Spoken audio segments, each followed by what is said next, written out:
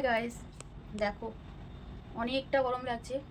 তাও এসি যখন খেতে আসি তখনই এসিতে বসে খাই, এছাড়া এসিতে আমি থাকি না। কেননা এসির মধ্যে থাকলে পরে অভ্যাসটা খারাপ হয়ে যাবে আর সারাক্ষণ মনে হবে। আর এখান থেকে বাইরে যখন ঘর থেকে যখন বাইরে যাব তখন মনে হয় গাটা জ্বলছে পুরো, এরকম লাগে। তো আজকে দুপুরবেলা খাওয়া নিয়ে চলে আসলাম। তো কী রান্না করেছি আজকে সেরকম কিচ্ছু রান্না করিনি, কেননা এতটাই গরম লাগছিল, পারছিলাম না। তার মধ্যে আজকে বৃহস্পতিবার, বুঝতে তো পারছো অনেক কাজের চাপ, ঠাকুর দিতে হয়েছে বৃহস্পতিবারের। তার মধ্যে রান্না পুরো সিম্পল করেছি। আর কী কী রান্না করেছি সেটা তোমাদের দেখাচ্ছি। দেখো কী রান্না করেছি।